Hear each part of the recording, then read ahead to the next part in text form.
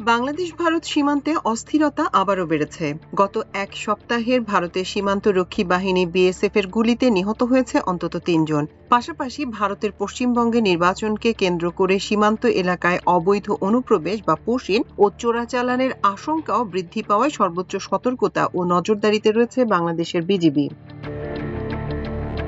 এদিকে বারবার সীমান্ত রক্তাক্ত করলে বন্ধুত্বপূর্ণ সম্পর্ক হবে না বলে জানিয়েছেন প্রধানমন্ত্রীর রাজনৈতিক উপদেষ্টা রুহুল কবির রিজভী। তিনি বলেন, আমরা বন্ধুত্বপূর্ণ সম্পর্ক চাই, বারবার সীমান্ত রক্তাক্ত করবেন আর এভাবে তো সম্পর্ক ভালো হবে না। রোববার ইনস্টিটিউট অফ ডিপ্লোমা ইঞ্জিনিয়ার্স বাংলাদেশের ৪৫তম জাতীয় কাউন্সিল ২০২৬-এ বক্তব্যকালে তিনি এসব কথা বলেন। সীমান্তে রক্তপাত কবে বন্ধ হবে প্রশ্ন করে রিজভী বলেন, বারবার বাংলাদেশিদের সীমান্তে কেন গুলি করা হবে। তিনি বলেন, গতকাল ব্রাহ্মণবাড়িয়ায় ২ জনকে গুলি করা হয়েছে। এ ধরনের আচরণ তো ভারতের মানুষও চায় না। আমরা চাই বন্ধুত্বপূর্ণ সম্পর্ক, বারবার সীমান্ত রক্তাক্ত করবেন, এভাবে তো ভালো সম্পর্ক হবে না। বাংলাদেশের সঙ্গে স্থায়ী ভালো সম্পর্ক তৈরি করতে হলে দিল্লিকে সহিংসতার মনোভাব থেকে বেরিয়ে আসতে হবে।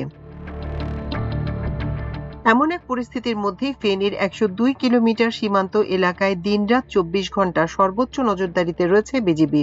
শুধু ফেনীই নয়, ব্রাহ্মণবাড়িয়ার কসবা, লালমনিরহাটের পাটগ্রাম সহ সীমান্তবর্তী সব এলাকায় নজরদারি ও সতর্কতা জোরদার করা হয়েছে।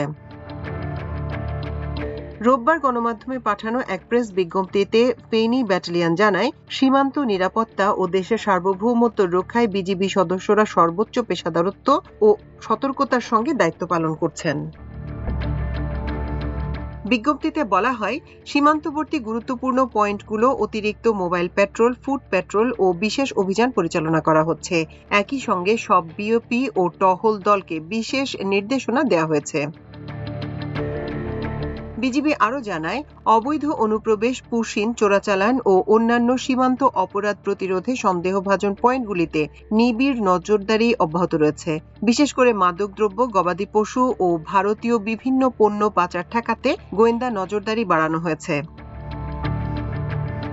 এর আগে গত শুক্রবার গভীর রাতে ব্রাহ্মণবাড়িয়ার কসবা উপজেলার ধ্বজনগর সীমান্তে ঘটে রক্তক্ষয়ী ঘটনা।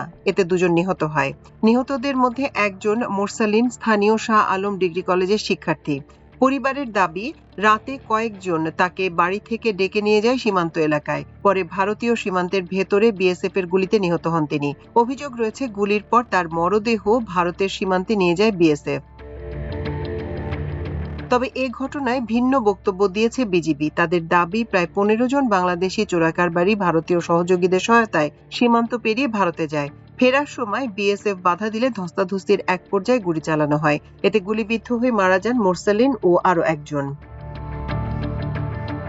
ঘটনার পর থেকেই দুই দেশের সীমান্তে উত্তেজনা ছড়িয়ে পড়ে। বিজিবি জানায়, বিএসএফ এর কাছে আনুষ্ঠানিক প্রতিবাদ পাঠানোর প্রস্তুতি চলছে। একই সঙ্গে নিহতদের মরদেহ দেশে ফিরিয়ে আনার জন্য যোগাযোগ অব্যাহত রয়েছে। পতাকা বৈঠকের উদ্যোগও নেওয়া হয়েছে।